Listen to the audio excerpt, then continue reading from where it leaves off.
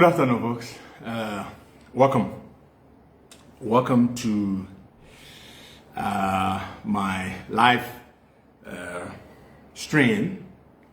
It's good to have you all today. It's a lovely day, is it not? It's a lovely Monday in the city, Monrovia. I'm very glad to be here. As always, whenever I do get to be here, it's always a pleasure to interact with you. And I hope you all had a good weekend, as I did. Yesterday, so for the first time this year, I actually went to see a few county meet games. Yeah, I did, and it was great. I just want to congratulate the Ministry of Youth and Sports for the fantastic organization. It was just beautiful. They put on a beautiful, spectacular,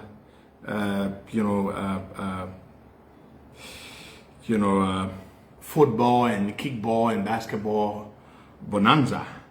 So I had a wonderful time, and I'm sure many people did as well. Those who got to go there and watch, as did I. So I went. My friend and brother Karim Marshall, the first day, he actually dragged me out there, and I realized that I had a good time. I had fun. And then for the final, which was yesterday, I was looking forward to the final because I had gone now. I had fun, and I was looking forward to the final. I wanted to go. And so I called, a few folks. I got us tickets, and we went there yesterday. We watched the third place match between Grand Cape Mount County and Magibi. Yes, we watched that game, and then of course we watched the final, and it was a beautiful game. And Nimba County emerged victorious. I was cheering for Nimba, even though. So yesterday I tried to do a post while I was there, but I noticed because we had some 30,000 or more people in the stadium, the internet traffic was pretty jammed up, and so it took a hell of a long time before my post that I was making eventually got onto Facebook. And so it took like an hour later. And so when I said I'm here rooting for Nimba, and people were like, "Oh yeah, okay, you're saying that because Nimba is in the lead." No, I just want you all to know I had made my post prior to Nimba scoring that goal. Yeah, but I was cheering for Nimba. And if you're wondering why, I have lineage to Nimba. My late mother was married to a Nimba man from Saklepie, the Zare family from Saklepie. I have two siblings, my little brother, Siaka Zare, and my little sister, Savior Zare. They're Nimba people. They're Mano people from Saklepie, Nimba County. So my two youngest siblings are from Nimba County. And so I have affinity to Nimba County. Grand Crew, I have absolutely nothing against Grand Crew folks, but I just, have lineage to Nimba. So I was rooting for Nimba all the way. And it was a beautiful game. Grand Crew did play well, but Nimba deserved the victory. Now I saw my dear friend George Weah I saw him, put on one of his, usual Weah talismanic performances with the Grand Crew team after the match. I saw him lecturing the team on the mistakes they made and how they could have scored, and of course he tried to make it about himself, as he does with everything. And but the point about it is that I read comments, people were saying, why didn't he do that before the game? Former President Weah, man, you should have given them those little tricks. Hey, when it comes to football, you can't go there with George Weah. Come on. No, everybody knows that. That era, that area. But the moves, man. He said, look, he had 50. Weah is 59, going on 60. This year he will turn 60. And when he said, at 60, if you put me in, I could have scored a goal. I was like, damn it, time does fly. George Weah is 60? Folks, look at me, I'm 43 years old. And sometimes you say to yourself, what? Oh, yeah, all right, yes, oh yes, time does fly. We all getting old. All of us are getting old. So I want to congratulate Nimba County on a spectacular victory yesterday. On a much more continental and perhaps West African victory, I want to congratulate the Karngar Lions of Senegal. They did fantastic. It was a beautiful, beautiful game. We didn't get to watch it, but of course we saw the highlights after the county meet, and Senegal did great. And we are all proud. We are all very proud as Africans. Target some of you people. Ooh, every little thing. When everything you do can make people talk, you're blessed. Somebody say, my glasses don't look good on me. You my girlfriend? You my wife? That your business? Some people say, oh, you lose too much weight. That your business?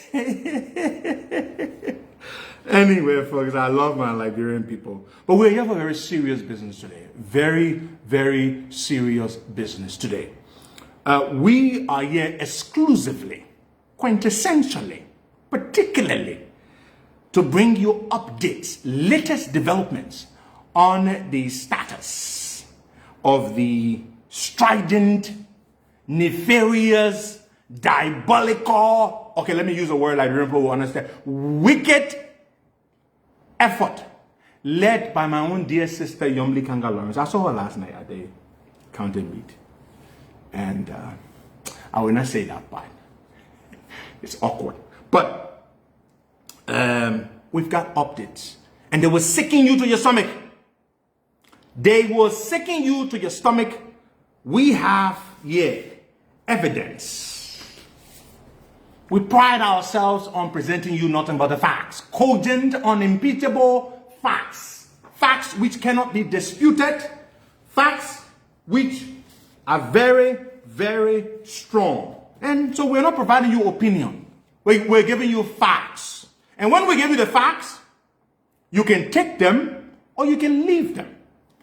Normally we begin to speak when we've reached 1,000 views, but we're currently already at 1,400, 1,500 views. So come on, folks. We will begin to address you shortly. We're 1,500. Good. So we will begin to address you shortly. Where do we start? I want to say something. Recently, the United States government, was last week, through the State Department, issued a ban on the processing of, or the issuance of non-immigrant visas. This is a side topic. On 75 countries around the world. And they stated very clearly why they did it. And there were those who try to make it seem like it has anything to do with that Liberia was listed because of political reasons, or that the Liberian government has fallen out of favor with the U.S. government. It had absolutely nothing to do with that. If you read what they said, Liberia had been listed on this, as part of this, is that 75 countries around the world, the U.S. government made it pretty clear, public charge. There are a lot of people who leave their countries, move to America as immigrants to live, and they become a financial burden on the United States government. The government begins to have to provide for them. And President Trump doesn't like that. He's not big on the welfare state. And so this immigrant visa ban was not political. It has absolutely nothing to do with President Boakai and President Trump or the Liberian government, the US government having an issue. So they're doing a review. So the people, after this review, we hope it doesn't take too long. After the review, some countries will be reinstated and they will become eligible once again for immigrant visas. In the meantime, people can still get non-immigrant visas, visitor visas, business visas, tourist visas, whatever you call them. So I just wanted to point that out. And some people are trying to make it look like, oh, maybe it has something to do with the statement made by Louis Brown at the UN Security Council. I don't know that. But what I do know is that it was not Liberia being targeted by the US government because we're falling out of favor. I think President Trump very much likes and respects President Boakai. The fact that Trump, of all the people in the world, the other day he picked up the phone and called President Boakai to have a conversation. I think that's very important.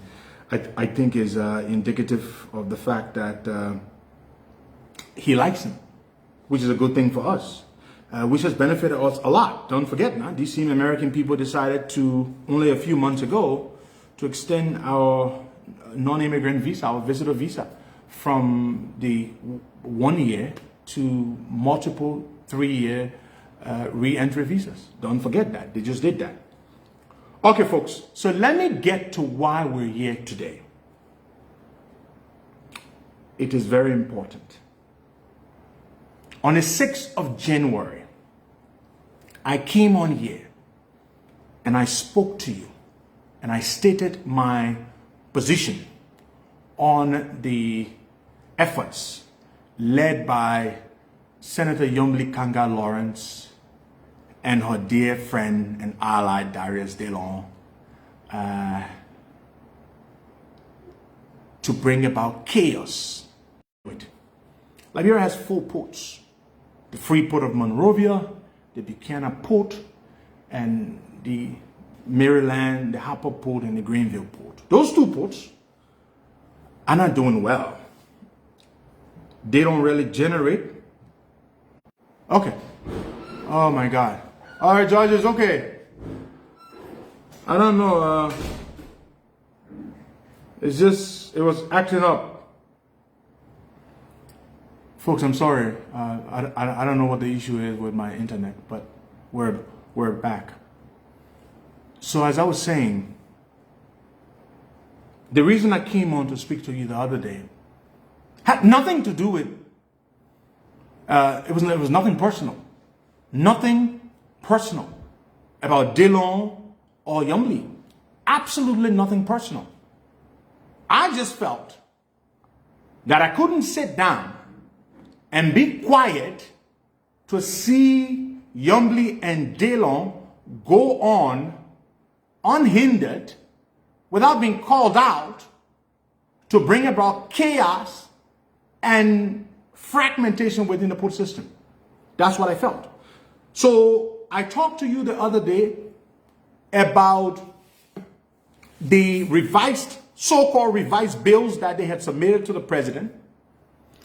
And those revised acts that were submitted, I believe, on the 2nd of January, according to the Constitution, when the legislature submits an act before the president, having passed the both chambers, the House and the Senate, when it goes before the president has 21 days from the date of transmittal to sign it into law or to veto it. That is the Constitution. So they submitted that on the 2nd of January, and today is the what? What's today's date, folks? The 18th, the 19th? What's today's date? Let me go to the calendar. Today is the 19th. So from the 2nd, this week, sometime this week, the 21-day will elapse, the 21-day period. So the president will either have to sign it into law or the president will have to veto it. That is the decision with which the president is faced. Within 21 days, as per the Constitution, that's what I think it is, 21 days, 20 or 21 days, the president will have to do it. Now,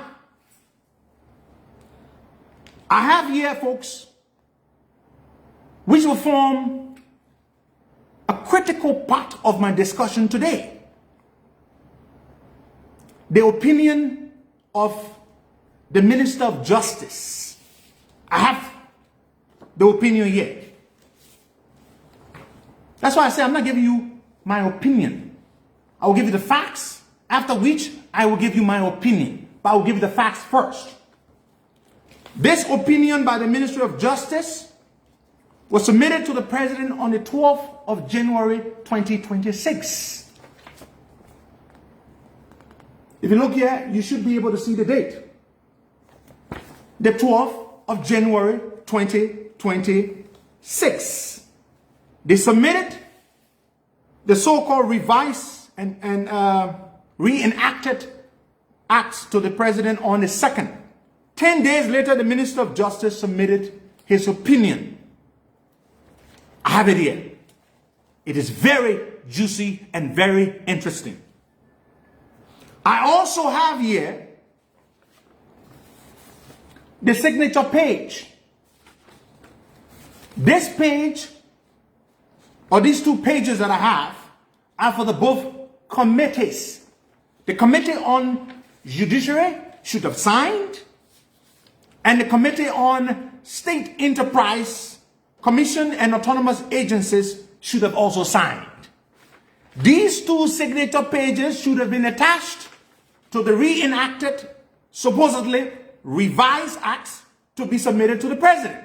These two signature pages, the names of the various legislators are here, but none of them signed. Yes, folks, there you have it. These two pages, they didn't sign. Youngly submitted to the President's office, supposed revised, reenacted pieces of legislation to which committee members didn't sign. They didn't sign. Look, they didn't sign. I will call the names, the two committees and the names of the committee members that didn't sign. I have also spoken with some legislators, senators and representatives who told me they didn't even get to see the revised bill. But somehow the bill or the revised acts made their way to the executive mansion. They didn't get to see them. Oh yeah, they didn't get to see them. I mean, how would they see them when the committee members themselves didn't even sign? Blank pages. Not a single one of the committees on judiciary and the committee and the committees on state enterprise and commission signed. They didn't sign. Youngly submitted revised acts to which critical committee members did not sign. Youngly doing that? Youngly and Dillon? These people who are supposed to be champions of democracy and rule of law, good governance, people who we thought were on the same side as us, fighting to change this country, they did that. I have intimated my position, my very humble opinion to the President, privately, on this particular matter. I have told him that it would be a colossal mistake were he to affix his signature to these revised acts, were he to ignore the very clear, clarion admonishment by his Minister of Justice on these acts. The Minister of Justice, this is the opinion, tons and tons, several pages. I will read for you.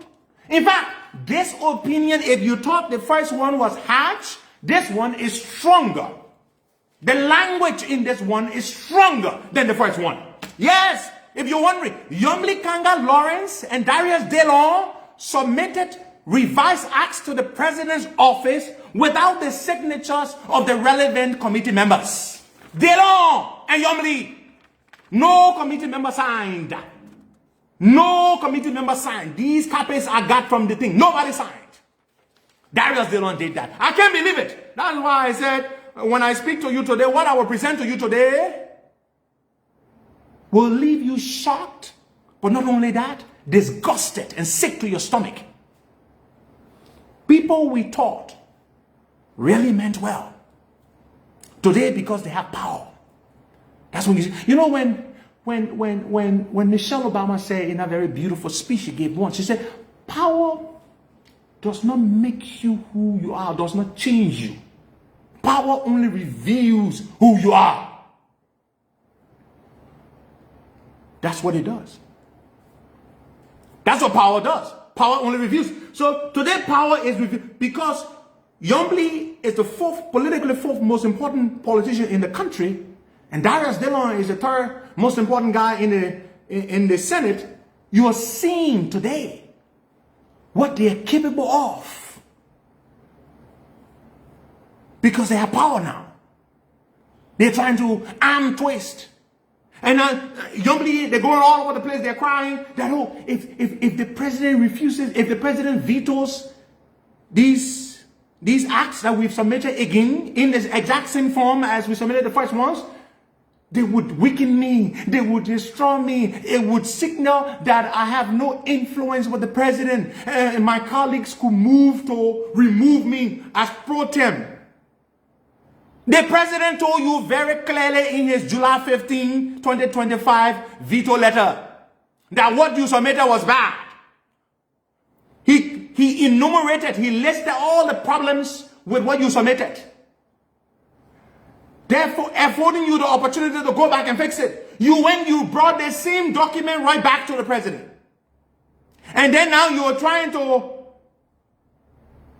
put the president under duress. That, oh, Mr. President, if you don't sign it the way it's looking, my colleagues would think that I have no influence with you, and then I will go against you. I mean, they would make a move against me to remove me as pro tem. Some senators have already intimated to me that, hey, Yombli, she told us this was the president's bill.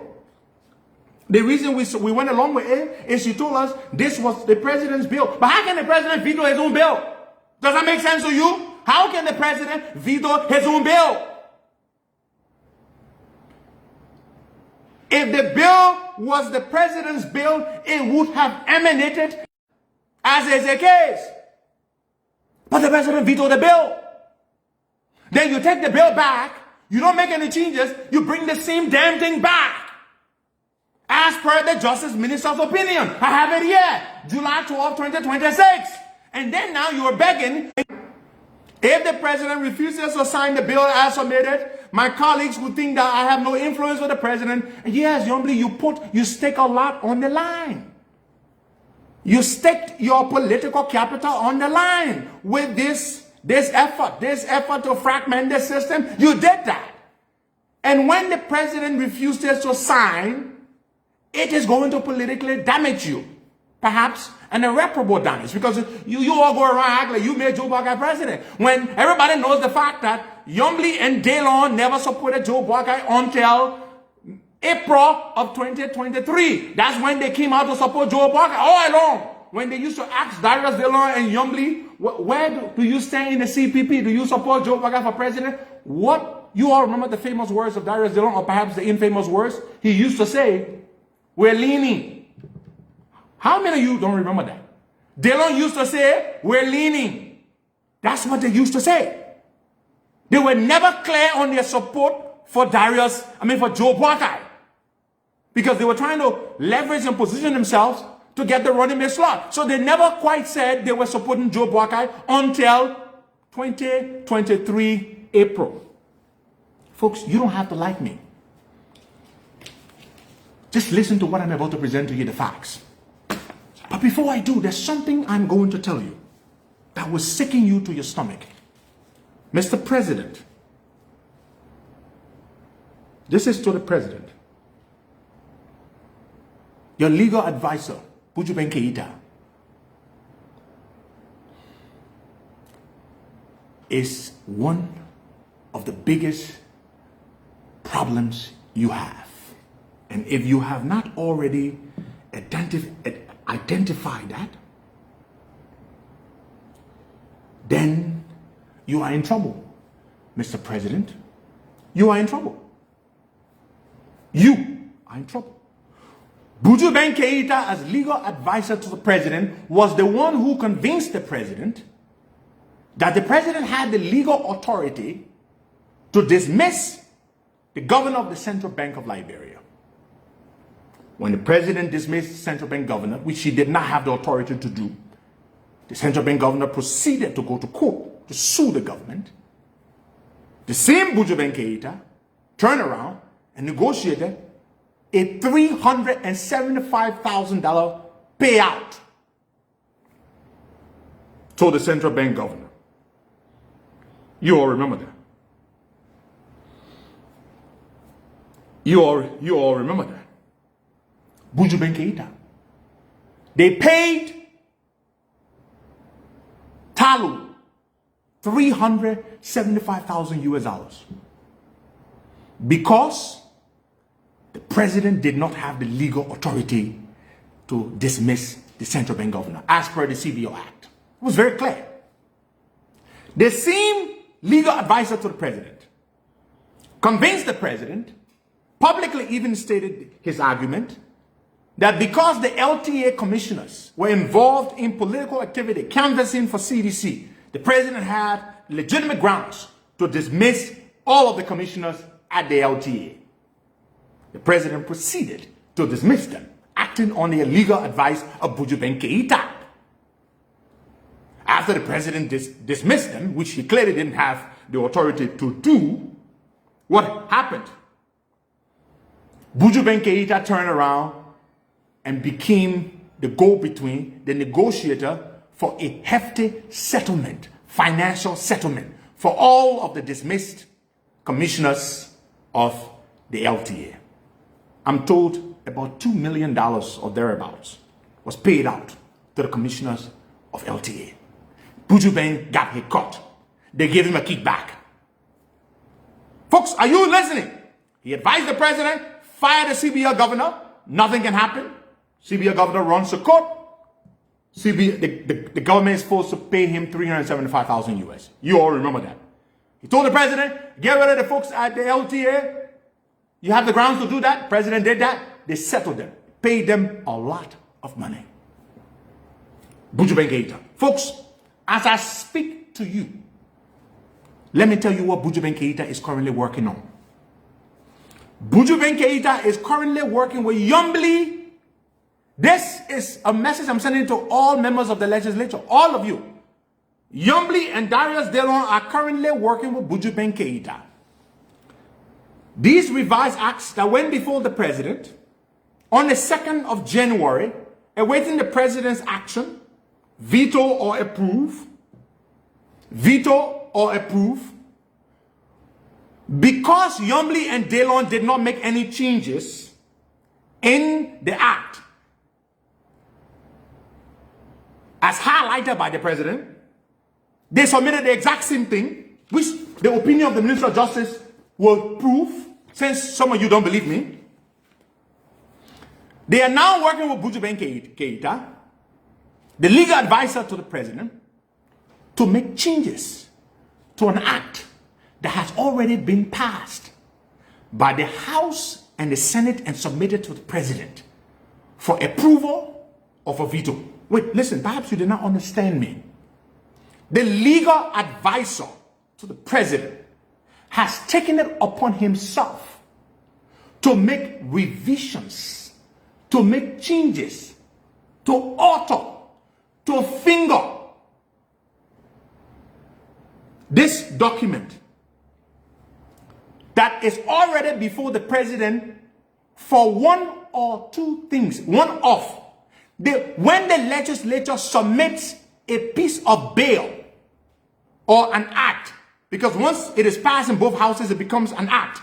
Once that act is submitted before the president can only do one of two things. Either he vetoes it or he signs it into law.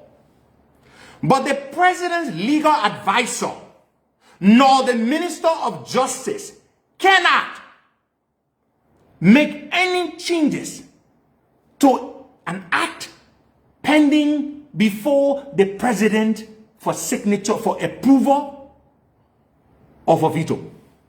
Wait, did you understand what I just said? Darius Dillon and Yombly Karngar Lawrence are in cahoots with the legal advisor. Right now, Buju Ben is working against the opinion of the Minister of Justice. He is currently busy making changes, altering an act of legislature submitted to the president.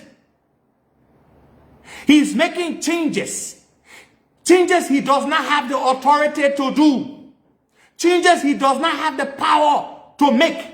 He's making those changes with Yombly's support, with Dillon's support. He's making changes. Fellow Liberians, are you listening to this? President Buhari, this is not what you stand for. This is not what we voted. You know, one of the things about the Liberian people, it is okay when you talk about the opposition, the people who are not in your political camp. But it is not okay when you have the courage, as few of us do, to speak up and expose our friends or our allies when they do wrong. That's exactly what some of you have a problem with. Why is Henry Costa speaking out against his former allies or his friends? Man, I don't give a damn. That is the thing with me. I don't work for the government. I don't want to work in the government.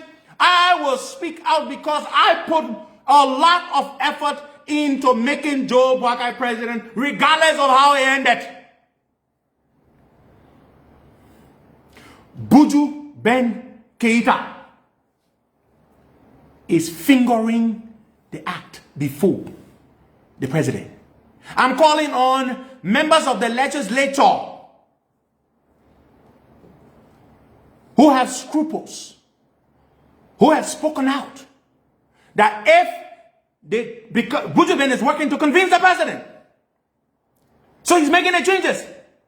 Mr. President, if you go ahead and sign into law the authored and fingered act that Buju Ben is producing, you would be committing a crime. You would be committing a breach of the Constitution. When a bill goes, when an act goes before you, Mr. President, you can only send it back by vetoing it, or you approve it and sign it into law. Everybody knows this. Everybody knows this. You cannot, Mr. President, have your legal advisor, and I'm not saying the president is aware. The president is not aware of this. And I thought I couldn't sit down and not speak to this issue. That Buju Ben Keita is fingering the document as we speak to make it amendable, to make it somewhat agreeable in order for the president to sign it. No.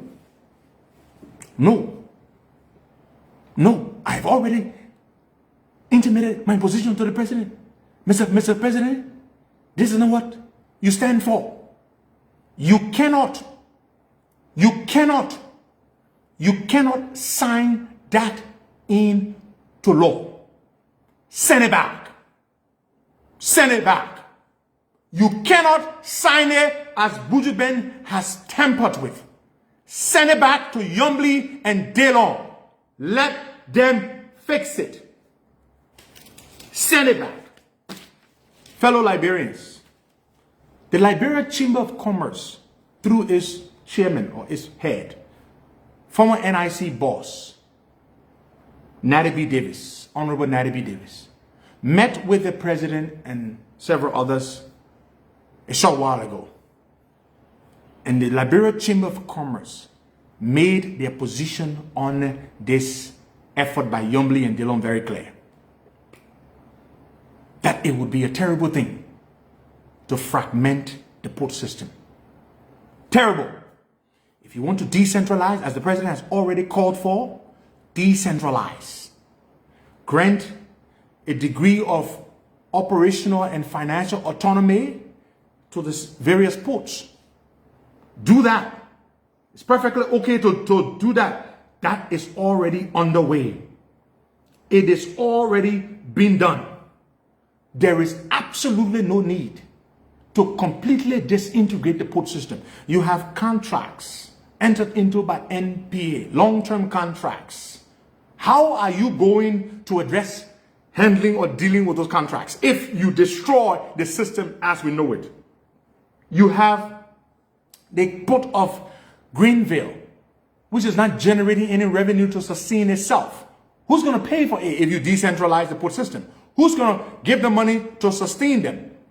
You have the Harper port, which generates no money, really. The only other port other than the Monrovia port that generates money is the Buchanan port. It generates some money. And it stands to generate much more money when increased traffic begins to happen there. You have those things. So the reality here is that who is going to be paying for those other ports to sustain them if you do that? I've been informed that our international partners, the International Maritime Organization, the IMO, the American Embassy, have all reached out. They are very concerned. They're very concerned about this effort. What is going to happen? It's going to disintegrate the system. It's going to cause a serious problem. And so they want to know what's going on. But folks, let's get down to the position of the Minister of Justice. Let's go to the Minister of Justice. Republic of Liberia, Ministry of Justice, January 12, 2026. I just want to say something. When I did the first podcast, I got a call from Darius Dillon. I didn't answer his call. He called me a few times. I didn't answer his call. A couple of days later, he called me again. I didn't answer his call. Then he reached out to a mutual friend of ours and said he wanted to talk. I don't want to talk to him. Then I saw on Facebook some of his people, who are my people, insulting me, including my late dead mother. I said, fine. That's how Dillon intends to respond. Dillon is chicken. You know, he's not going to respond to me himself because he knows he's not going to respond. He and Young Lee, they will not respond to me. They know my firepower. So what do? They pay a few of our boys to go on Facebook to go to the extent of insulting my dead mother. Fine, good job. Yeah. Good job, Dillon. Insult my dead mother. I will not take your call. I don't want to talk to you and Young Lee. I don't give a damn. But what I will stay on message and I will expose you. That's what I will do. And this is not just you. Anybody else in this government whose action, whose activities run contrary to what we promised the Liberian people that Joe Walker would do, I will come for you. I will come for your jocular. I will come for you so aggressively that you would not believe it. January 12, 2026. His Excellency President Joseph Yuma Boakai, Senior President of the Republic of Liberia, Executive Mansion, Capitol Hill, Monrovia, Liberia. This is the opinion of the Minister of Justice, folks. Hold on. The Minister of Justice's opinion. Your Excellency, legal opinion, this is the subject. Legal opinion on the reenacted and resubmitted Liberia Sea and Inland Ports Regulatory Act 2025.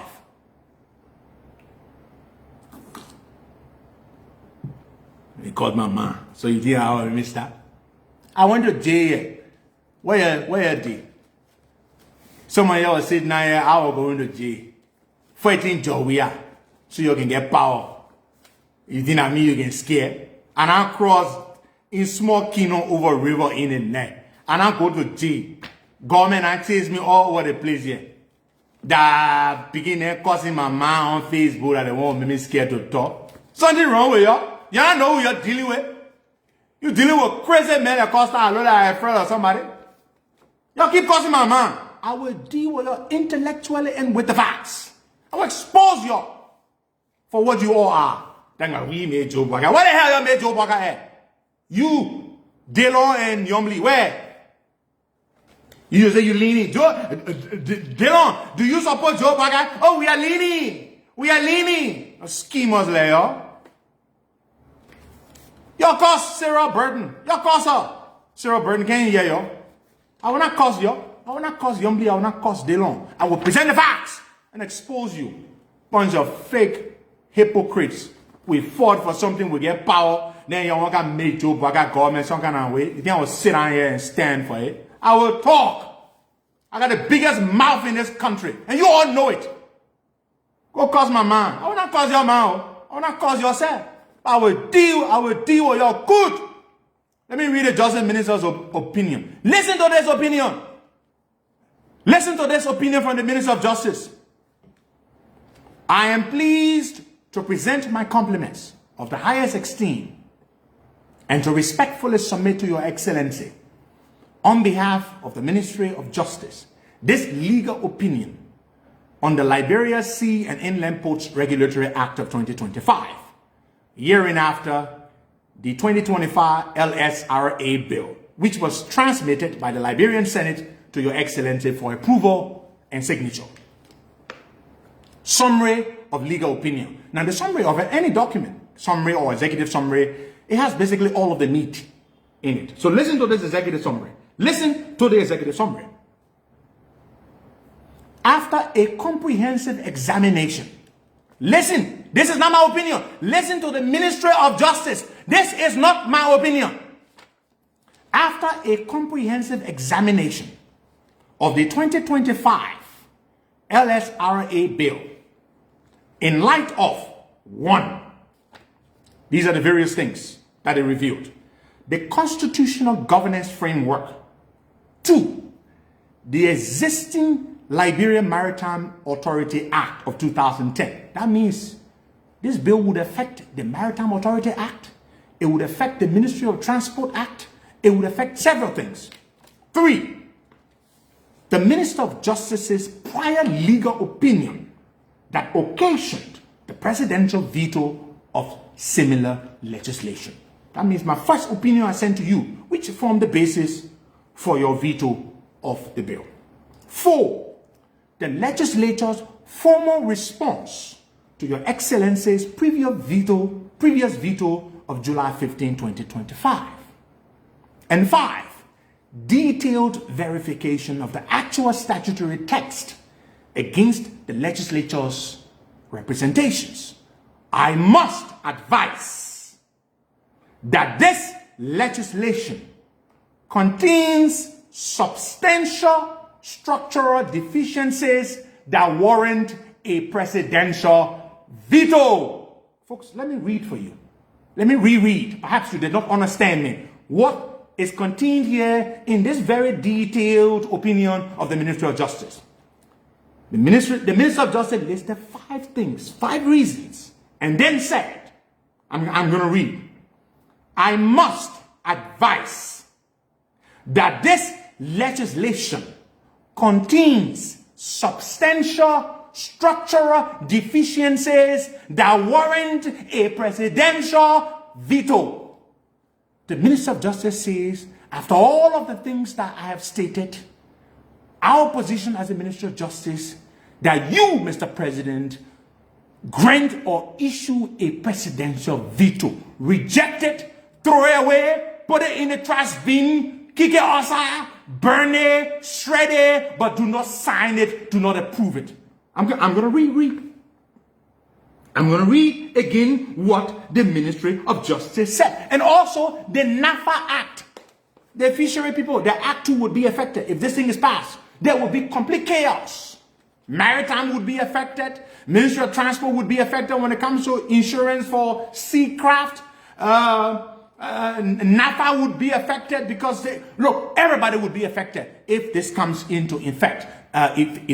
Into effect. So the Justice Minister says here, I must advise that this legislation, this act, contains substantial structural deficiencies, problems, many problems, faults that warrant a presidential veto. The Justice Minister goes ahead further. The analysis presented here rests upon a critical finding. The legislature's official response to Your Excellency's veto, submitted through the Senate, contains material assertions regarding the content and amendments of the 2025 LSRA bill. A thorough review of these assertions have shown that the issues identified in your veto were not remedied. Are you listening to the Minister of Justice? The Minister of Justice is saying, after we thoroughly reviewed the new bill that they submitted, we found out that they made no effort whatsoever to remedy, to correct, to fix, to change, to improve the first bill. I'm going to read again for you. The Minister of Justice said, a thorough review of these assertions have shown that the issues identified in your veto, Mr. President, the issues you raised, the issues you listed, which in total were 9, the Minister of Justice says, were not remedied, were not fixed, were not corrected, were not improved. So, Mr. President, how can you sign a new one when the issues you raised in the first one were not fixed, were not changed, were not improved? How? That is what the Minister of Justice is saying. Go cause the Minister of Justice too. Cause him, because that's his opinion, right? Go cause the Minister of Justice. I'm going to read further. This is illustrated. He says, we can prove this. We can demonstrate this. He said, this is illustrated by the following. A, he's listing the things now that the president listed that were not changed by Yombly and Dillon. They didn't change nothing. Some of you here come here cussing me. This is the Minister of Justice saying Yombly and Dillon are crooks. They didn't make any changes to the bill. After the president vetoed it, they just went back. They hurriedly brought the same thing right back. You want to find a crook? You're looking for a damn crook? Okay, you know where to find the damn crooks. This is not the one speaking to you. Because they didn't change anything. They brought it right back to the president as was vetoed by the president. Let me read for you further. The Minister of Justice goes ahead now to list the fundamental issues which were raised by the president that they did not change. The act, A, he listed them. A, where the Senate claimed to have deleted contested maritime functions. They said saying the president had raised an issue that they were taking maritime functions away. The Minister of Justice says, where they claimed they deleted the contested maritime functions, the Minister of Justice writes further, the act explicitly retains them. The act explicitly retains them. It keeps them. They left it intact. They didn't change it. That's what it means. The act explicitly keeps them in place. They didn't change them. Are these not crooks? Is this not what crooks do? The president said they want back. It will take maritime functions away. Y'all go change it. They ain't changed a jing thing. The Congo man said jing. They ain't changed a jing, a doggone thing. They brought the same thing right back to the president. They won't take Liberia Maritime Authority functions away. They want to take functions for NAFA. They want to take functions for MOT. So now we got to go amend all these existing institutions. B, where the Senate claimed revisions addressing overlapping concerns, the statutory text reveals that such revisions were either nominal or entirely absent. They say, all right, the president wrote in his letter July 15, this act in this current form overlaps, interferes, overreach. It's overreaching. Y'all go change it. The Minister of Justice said the changes that were made with regards to the overlapping were either nominal or, to quote him verbatim, entirely absent. Let me read further. These incorrect claims, the Minister of Justice is saying that Yombly and Dillon are lying.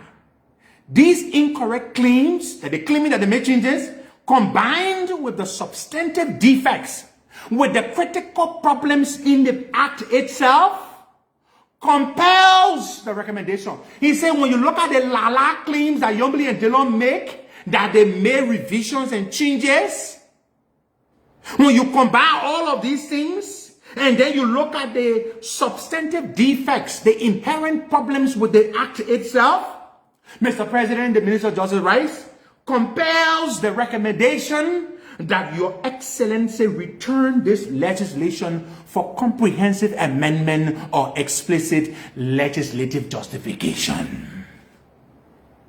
Is that my opinion? It is not my opinion.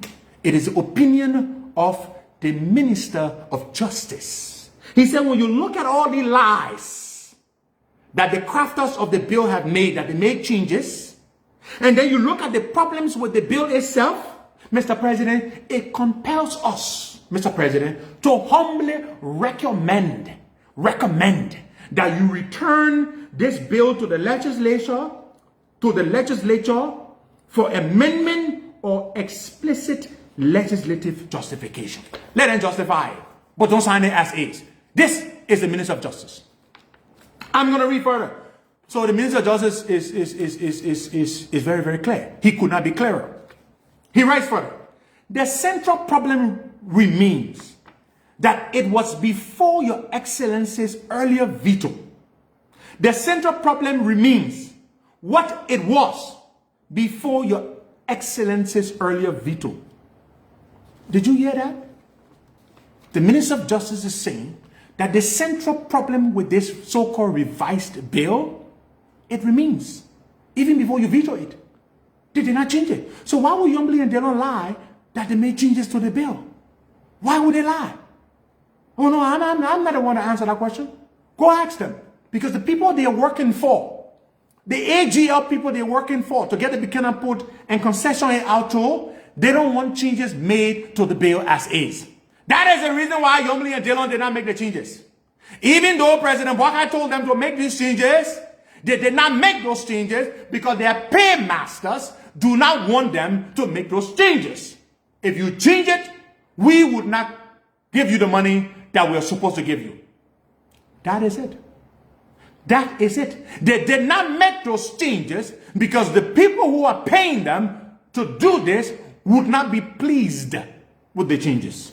So they ignored President Buakai and proceeded to heed the instructions of their paymaster, the French folks, the French people who won the port. Let me read further from the Minister of Justice's opinion. The central problem remains what it was before Your Excellency's earlier veto. The central problem. And what is the central problem? Let me read further. The 2025 LSRA bill fails to resolve. It fails to resolve, and in several respects exacerbates, which means increases, it worsens the problem, exacerbates the fundamental governance coordination failures that the legislature itself identified as necessitating new regulatory architecture. That's the central issue. He said, how can they say that this bill seeks to fix governance, to improve governance coordination, when they themselves crafted a bill that only worsens the problem? It only makes it worse. That's what the Minister of Justice is saying. It only makes it worse. The Minister of Justice proceeds to write further. By consolidating conflicting functions. You consolidate. You take all the functions that conflict. Functions of maritime, functions of NAFA, functions of Ministry of Transport. By combining them together, by consolidating them together within a single new agency, while simultaneously subordinating that agency to an existing maritime authority, the 2025 LSRA bill perpetuates rather than resolves the institutional chaos it purports to remedy. He said it will not work. You say there are issues, there are conflicts. You say you're creating a new regulatory agency to fix that problem. But what do? Instead, you bring about more chaos. You bring about more confusion. And these are not my words. These are the words of the Minister of Justice. These are the words of the Minister of Justice. The Minister of Justice writes further. Your Excellency will recall that in the preceding legislative session, the legislature passed 2 companion bills, the Liberia Sea and Inland Ports Regulatory Act and the Liberia Sea and Inland Ports Decentralization and Modernization Act. These bills were submitted for Your Excellency's signature in accordance with Article 35 of the Constitution. Upon careful review and acting upon the legal counsel of the Minister of Justice, Your Excellency exercised the constitutional veto power, returning the bills with a detailed statement of objections. The President didn't just veto the bill. The President vetoed the bill in a very respectful manner, very detailed, listed all the problems as advised by the Minister of Justice, and sent it back to Yombly. The Minister of Justice's opinion identified 3 critical deficiencies, 3 critical problems. First, the proposed regulatory act created substantial overlap with the mandate of the Liberia Maritime Authority. Maritime is an agency of government that generates a lot of money for the government. Yombly and Dillon seek to destroy it by this bill if it is passed into law by President Boakai. The Minister of Justice writes further, potentially rendering the Liberia Maritime Authority partially redundant, leaving it with only ship registration. Are you listening? The Minister of Justice is saying that if the President were to sign into law this bill as submitted by Yombly and Dillon, it would render the Liberia Maritime Authority essentially redundant. Maritime would only be doing ship registration. All the key functions would be gone. Do you know what that would do to a government cash cow?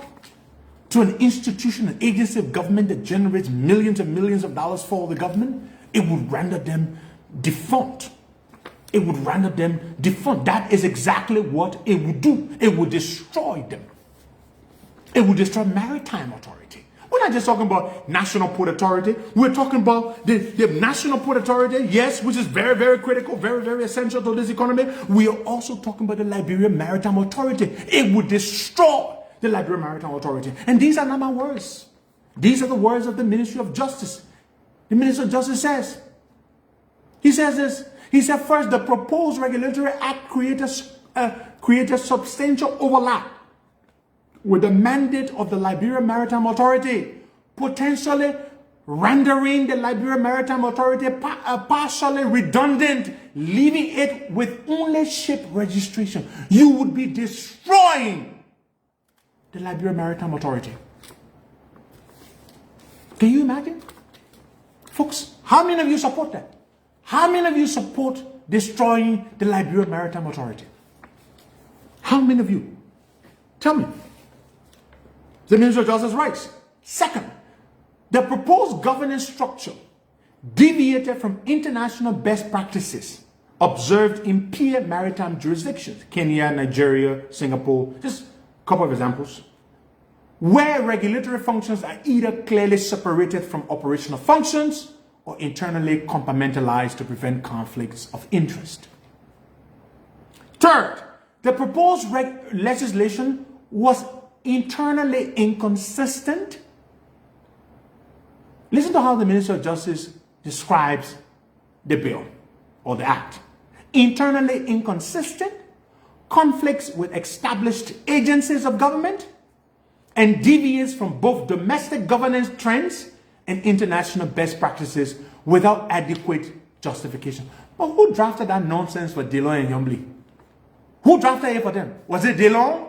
Was it the legal knowledge that he got from working for T.C. Goo's law firm? Is that what he used or rely upon to draft that nonsense? Did you hear what the Justice Minister wrote? That they think is complete nonsense. It doesn't make sense. It makes absolutely no sense at all. That's what the Justice Minister says. But who wrote it for them?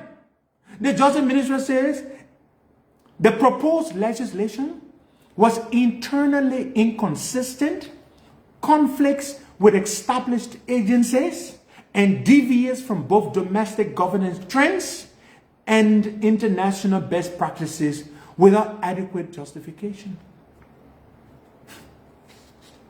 The legislature subsequently resubmitted the 2025 LSRA bill, accompanied by an official response from the Senate asserting that these deficiencies had been remedied. Let me tell you what Yombly did. Did you just hear what the Minister of Justice said? The Minister of Justice just said when Yombly resubmitted to the President the act, after he had vetoed it, when she resubmitted it on the 2nd of January, she submitted it with a letter stating that, Mr. President, we have addressed all the issues you raised. We have made all the changes that you said we should make. The Minister of Justice writes, it was a lie. That Yombly lied to the President. She lied to the President in that letter, the transmitter letter, in which she claimed boldly and audaciously that she had made all the changes. Mr. President, your Justice Minister, in his opinion dated January 12, 2026, is saying that Senator Yombly Karngar Lawrence lied to you that she did not make any changes. That she lied to you. The Justice Minister writes further. Specifically, the Senate letter claimed that contested maritime provisions had been deleted entirely. And he quoted them. Deleted entirely. Look how brave Yombly is. She used the words in her letter. Quote, deleted entirely. Mr. President, all the issues that got to do with the maritime functions that the bill took away, I want to assure you that we have entirely deleted those functions that we took. The Minister of Justice writes, specifically, the Senate letter claimed that contested maritime provisions had been, quote, deleted entirely, unquote. That overlapping functions had been removed and that the revised 2025 LSRA bill now aligned with international best practice modes. We have undertaken a comprehensive analysis at 2 levels. The Minister of Justice writes further. Number 1, verification of the legislature's representations against the actual statutory text of the 2025 LSRA bill. And 2, evaluation of the substantive deficiencies in the act as written. This opinion addresses both. I'm going to go to the conclusion, folks. Conclusion and recommendation. This is the conclusion and recommendation, folks. Read it. I'm going to go there. From the Minister of Justice to the President. Your Excellency should consider that the issues identified in this opinion are substantially identical to those identified in the Minister of Justice's opinion that occasioned the earlier veto. You need to listen to this. The Minister of Justice is saying to the President, Mr. President, the same things that we said in the first opinion that we issued to you, which led you to veto that bill the first time. The opinion contained in this new opinion are identical to the opinion we rendered in the first opinion. Let me read it again so you all can understand. Nothing changed, Mr. President. Your Excellency should consider that the issues identified in this opinion, dated January 12, 2026, are substantially identical in the Minister of Justice's opinion that occasioned, that caused you, that led you, that prompted you, that inspired you, Mr. President, to veto their first Nyama Nyama bill. Nothing changed. The Minister of Justice writes further. The legislature has resubmitted legislation that perpetuates the very deficiencies, the very issues, the very problems Your Excellency previously found objectionable. I'm going to read it again.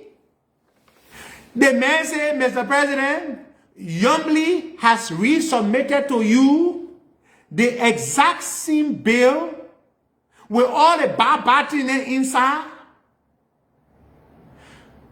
that you, Mr. President, found objectionable, that you found problematic, that you found unamendable, that you found unagreeable. The same problems that were inside the first one, that the same problem inside the second one, that the Minister of Justice said, that Henry Costa. Are you all listening? Keep passing me. Yombly and Dillon people.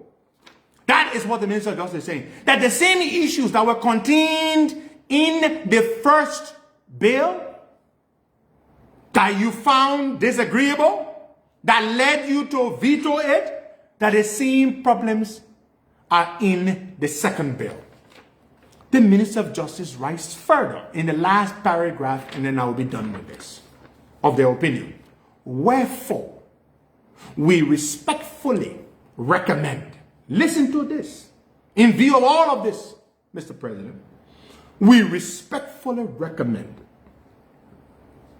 that Your Excellency exercise the constitutional veto power and return the 2025 Liberia Sea and Inland Ports Regulatory Bill to the legislature.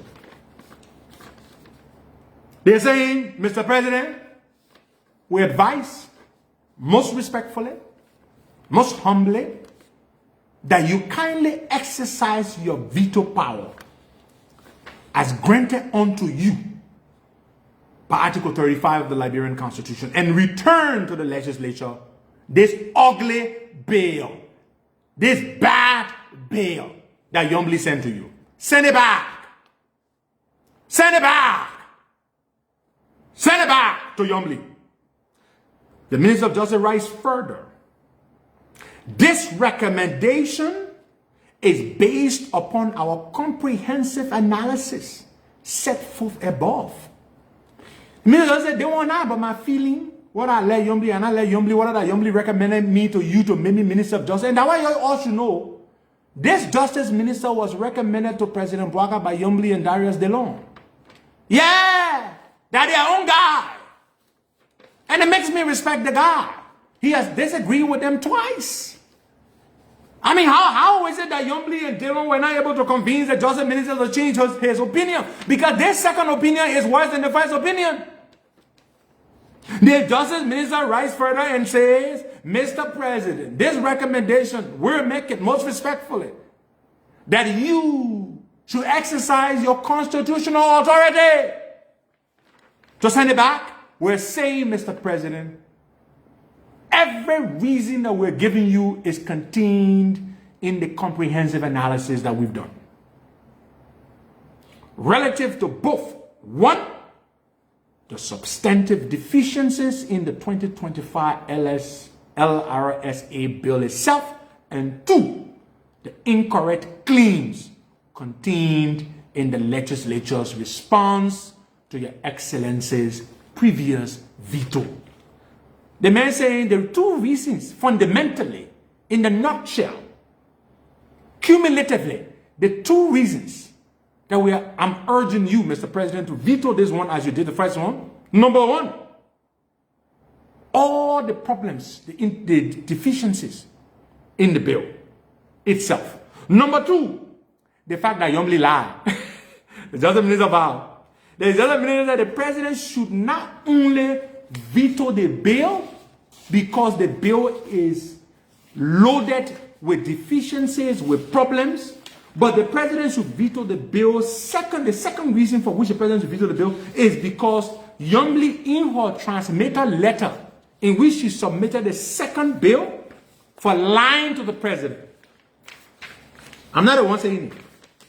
The Justice Minister said, for lying to the President that they made changes as per the President's concern raised in his veto of July 15, Mr. President rejected because of those two reasons. For lying to you and for the problems that the bill has. Fellow Liberians, to recap, and then I will throw in another thing before I close. Darius Dillon, I would have never thought in a million years that Darius Dillon, with whom we fought for good governance, good democratic governance and the rule of law in this country, and Youngly Karngar, particularly Dillon, would be working with the President's legal advisor to alter and make revisions to an act of the legislature, before the President for signature or for veto, for action, period, whatever action the President takes. But that Dillon and Youngly would be working in cahoots, conniving, scheming, trying to make changes, because they saw the Justice Minister's opinion now. So Buju Keita, the legal advisor to the President, who has been ill-advising the President legally, is now working with Youngly and Dillon to make changes to this. Would be a major constitutional breach, Mr. President.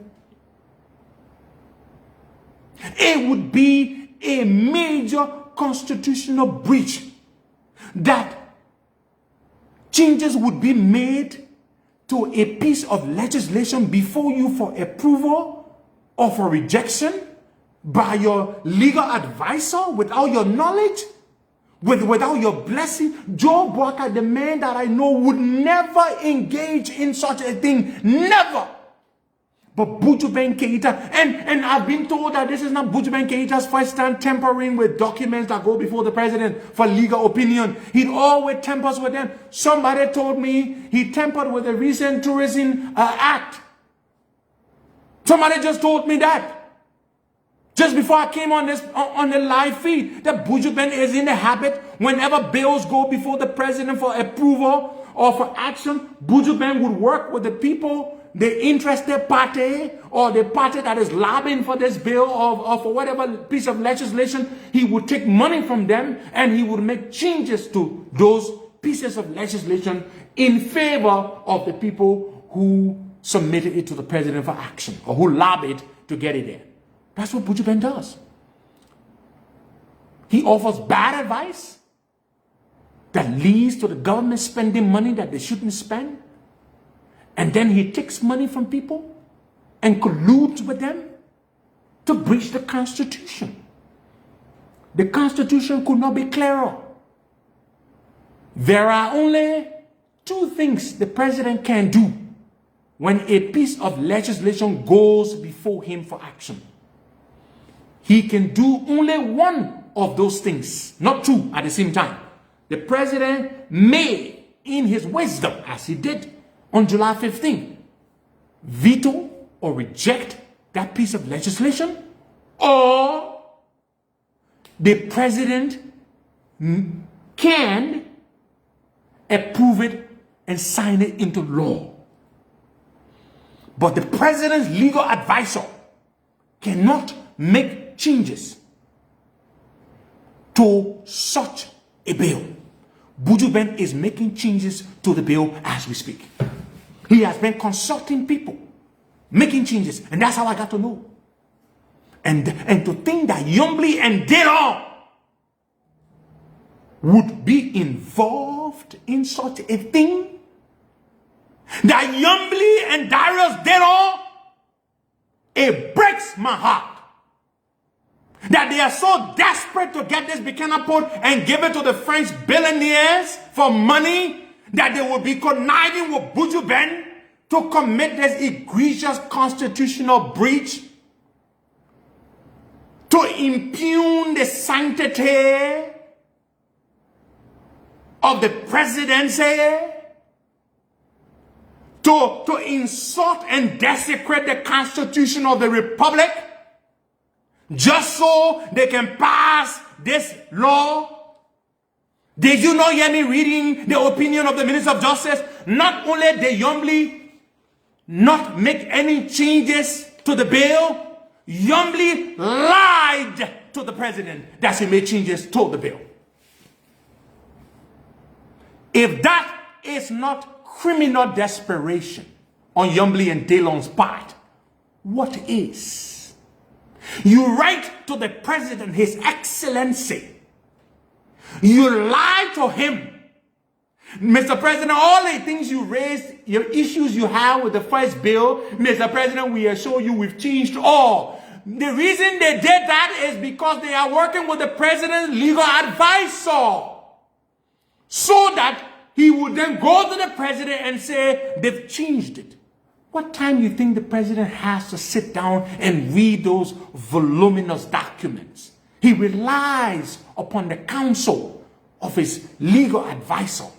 That's what he does.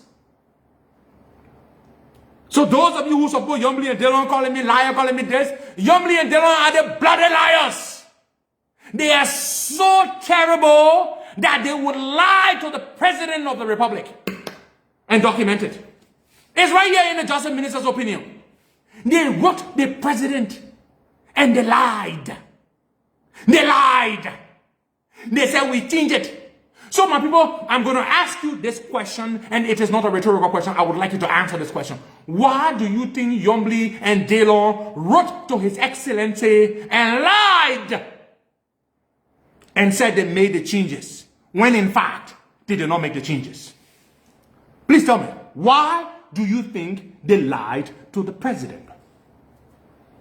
I'm waiting for you to answer the question. Why do you think Yombli and Dillon wrote to the president and said, we made the changes you said we should make? Why do you think they did that? Why do you think they did that?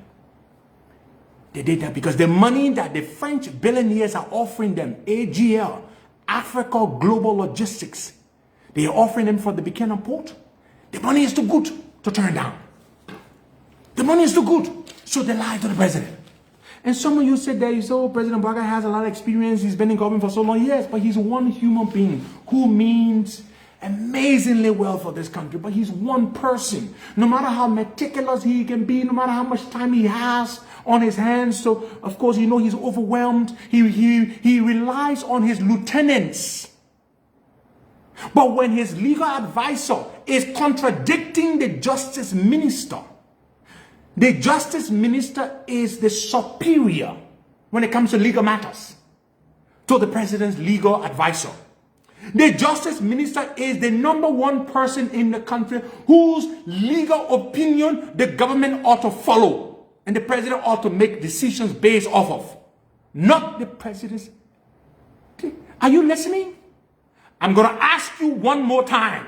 Why in the world do you think that Yombli and Dillon wrote to the president in their transmitter letter telling him that they made all the changes, all the revisions that the president had said they should make? Why do you think they lied to him? And I'm not the one saying they lied. The justice minister in his opinion said they lied. So the question to you is, what could possibly be their motivation? What is their inspiration? Why did they lie to His Excellency? Why? It's simple. Money. Money, money, money, money, money, money, money, money. Money.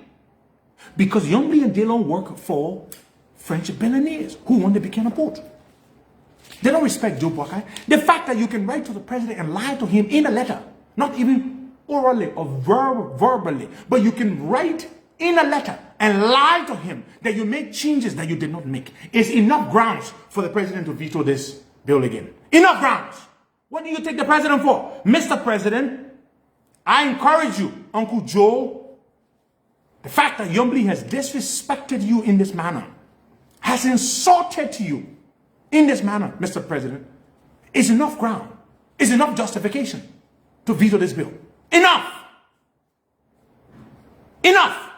Why didn't the Justice Ministry say, okay, the bill is problematic, bring it to us, let's make revisions? No. The Justice Ministry says the bill on its face, as submitted, as resubmitted, is bad. Mr. President, veto it. No! Buju Ben Keita decides, I'm going to take it upon myself to grant unto myself legislative powers to make changes. Buju Ben is currently making changes to the bill, and Yombly and Dillon are paying Buju Ben to do this. Those of you idiots who are looking for someone to accuse of doing wrong or trying to do PR for somebody, you should know that Yombly and Dillon are financially inducing the president's legal advisor to commit an egregious constitutional breach, to mess with our constitution. Buju Ben Keita is doing it right now, as we speak. Fingering the bill, something which he cannot and cannot, by law, by constitution, do.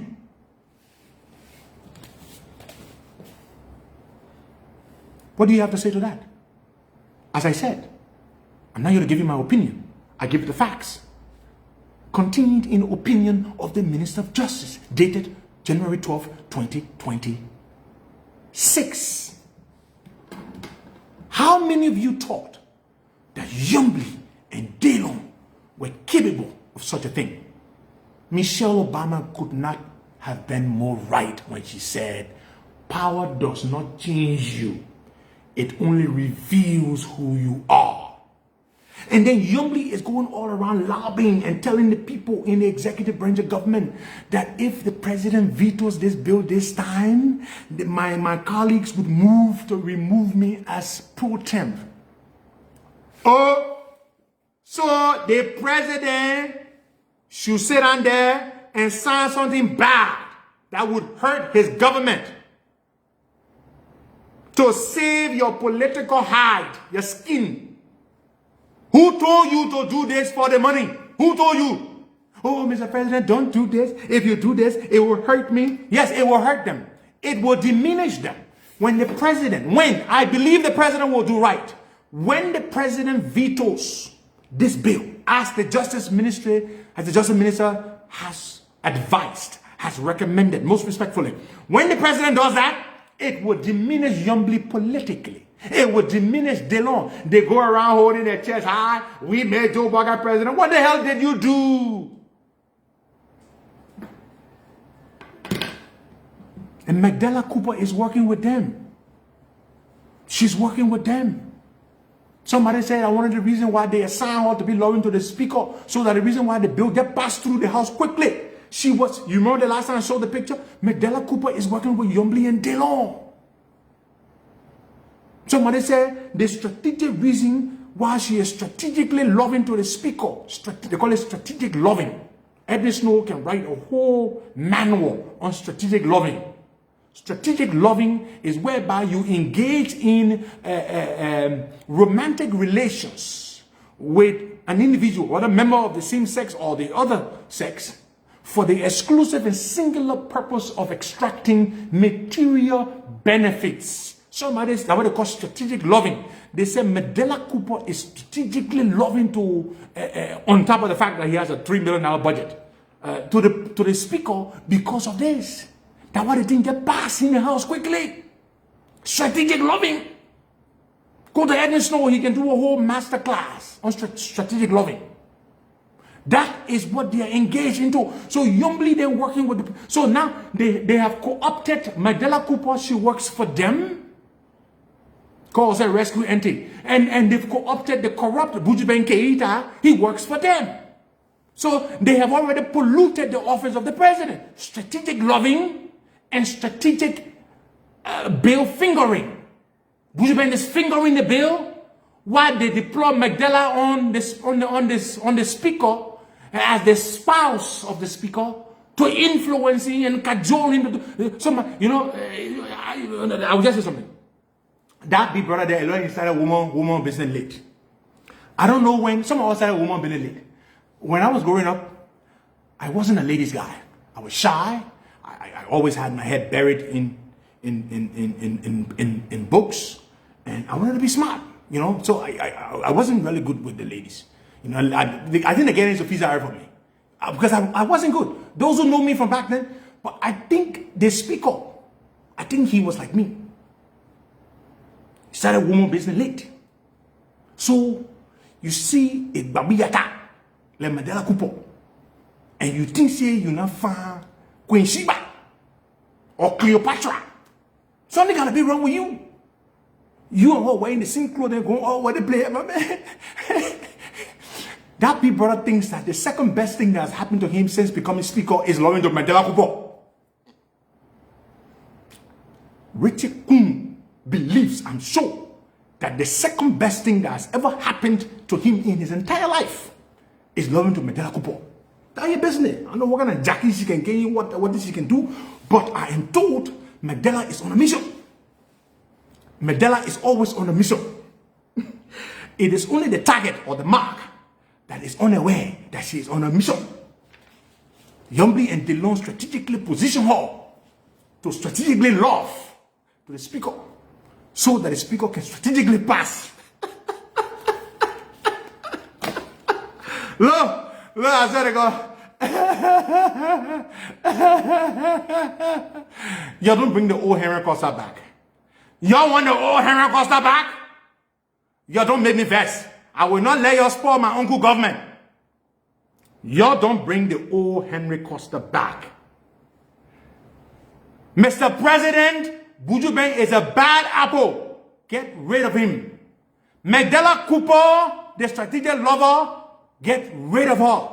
She has no business going with Yombly's people to Freetown to inspect the facilities of Africa, global logistics, the people who are funding and financing this whole thing. No business. Something else I want to leave you with before I go. When this president came to power, and this is to the Minister of Foreign Affairs, the president, one of the things we had in this country was that the last administration, they abused the diplomatic passports. You all remember. Diplomatic passports were doled out, handed out on silver platter to all manners of people, shady people, people of all kinds of ilk. They did that. We had people being busted with drugs at airports in Istanbul, Turkey, because they had Liberian diplomatic passports with them. We had a Nigerian criminal way up there in Mexico City with a diplomatic passport and an honorary consul generalship. We had those things happen. And this government under President Bouakai has done a great deal of work trying to fix the system, clean up, and ensure that whoever got handed or issued a diplomatic passport actually does deserve it, is befitting of it, is worthy of it. But fellow Liberians, I have just gathered that there are some shady, undeserving individuals who have diplomatic passports. And tomorrow I will publish one of them. I will publish a passport. Emmanuel Gonkwe, this fella, who I'm told wrote a 13-page letter. He's one of the people fighting the MPA, trying to see how they can cause trouble there, cause confusion, disintegrate the system. Emmanuel Gonkwe. Now, many of you don't know who he is because he's a far insignificant individual. But it's not about who he is, but what he's guilty of is what I'm telling you. So I'm not going to even spend much time on him because he's not worthy of my breath. Gonkwe is in possession of a diplomatic passport, which I'm told he uses to hustle on business people, unsuspecting business people. He has a diplomatic passport. How he got it, I do not know. I'm told Gonkwe is using his diplomatic passport. He brings people into the country, purporting to be this very important person, thanks to his diplomatic passport. And he's collecting money from people. He's scheming from people. He's scheming people. Yes, the guy from EFFL, Emmanuel Gonkwe. He proceeded to write a 13-page letter to the president. What time do you think the president of the republic has to read a 13-page letter from a non-entity such as yourself? Supposedly informing the president of terrible things that are happening at the NPA. President read the letter, well, to a considerable extent, and realized that there was nothing in it. Gonkwe is on a mission. The EFF guy, that is correct. He carries a diplomatic passport. Who gave it to him? We will find out. Madam Sarah Besloyanti, you are one of the darlings in this government. You know you have a special place in my heart. But how the hell on God's earth did Gonkwe come to be in possession of a diplomatic passport, which he's using at carte blanche to beguile and deceive and swindle people out of their money? Yes, they said that's what he's doing. Gonkwe, and Gonkwe, I have more stuff on you. Tomorrow I will publish Emmanuel Gonkwe's diplomatic passport. Yes, and I'm told Gonkwe is some executive director at the National Port Authority. He works at the National Port Authority, and then he is engaged in undermining activity to bring down the NPA boss. But he's also engaged in shady criminal behavior with a diplomatic passport. I'm told Jeff Blebo, the NIC boss, was instrumental in him getting. They say Gonkwe is supposed to be some kind of what? Investment consultant or investment something for the government of Liberia. Where the hell does Gonkwe know people to bring into this country to be investors? What contacts has Gonkwe cultivated in his life? What is his network to bring investors? Then you give him a diplomatic passport, which is using to trick people. So we want to know, how the hell did Gonkwe become qualified for a diplomatic passport? We need to know. Because we promised that we would clean up the system. We would fix it. And to a large extent, oh yes, this government has done a fantastic job repairing the sordid, S-O-R-D-I-D, the terrible, nasty image of the country under the last administration. This government has done a fantastic job fixing that. Oh yeah. And Sarah Besloyanti, as the president's chief operator on the foreign policy front, the president is the architect of the country's foreign policy. Sarah Besloyanti is the president's implementer. She is the executor, executing the president's foreign policy architecture. And she's done a great job. I'm going to give her that. I love Sarah Besloyanti. We go way back. You know, but I want to know, how did Gonkwe get a diplomatic passport? How? But go back to my primary and fundamental issue before I close this live stream. Mr. President, Your Excellency, you have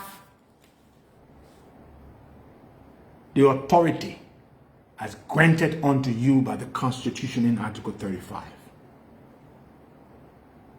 to veto, to reject this so-called revised act. Veto it, reject it, as your Minister of Justice, the most senior legal person in the government, your most senior legal advisor, as advised and recommended by him, veto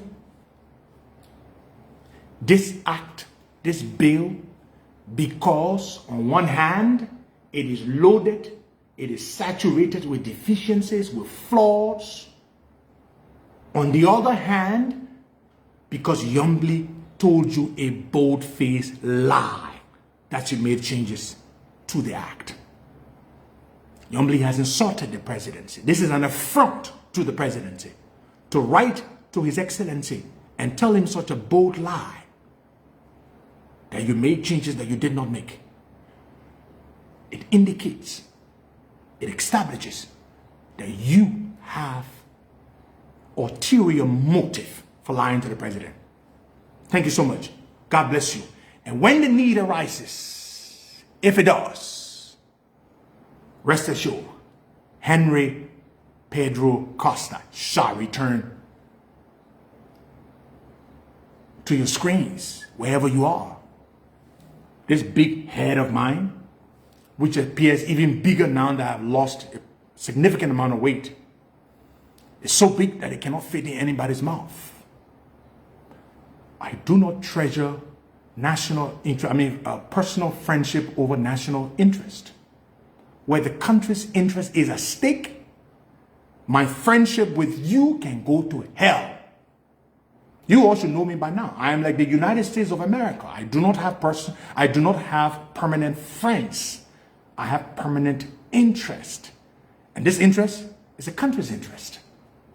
You all who are here insulting me and thinking that I am against Yombli and Dillon, people whom I have fought for many years, and you are saying all kinds of rubbish, what say you to the Minister of Justice in their very brilliant and clear opinion?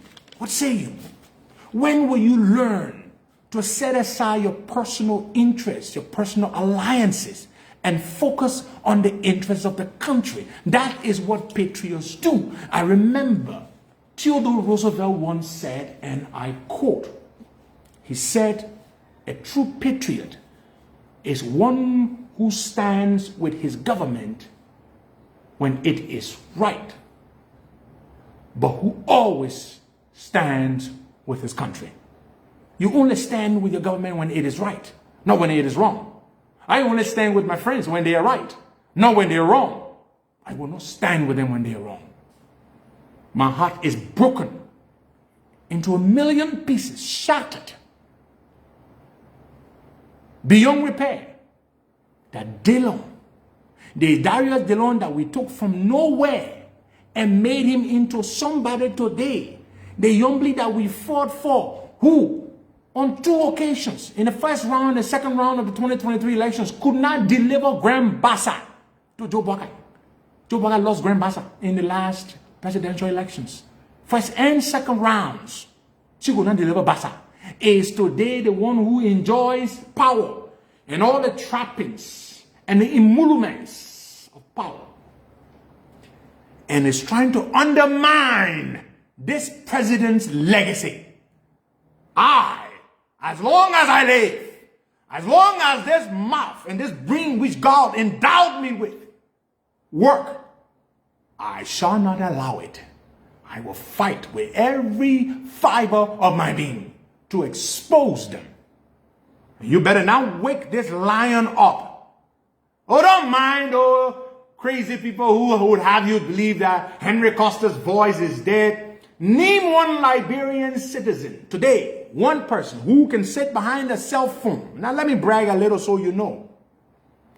That can command thousands and thousands of people to come on live for more than an hour or 2 or 3 or for as long as he wants them to watch. Name one person that can do that. How dare you say he's got no relevance? But you're watching me. Every word that comes out of my mouth, you are greedily swallowing it up. Because you know I speak substance. I speak knowledge. I speak with power. I speak with a gift. The gift of God. The gift of intelligence. So you would have yourself believe that, oh, Costa has got no voice. Are you sure Henry Pedro Costa has got no voice? Yet you are here for the last hour or 2 or 3. Name one other Liberian citizen who not even stand up. Let's come on, bring one person. Let them come live. Come live and let me come live.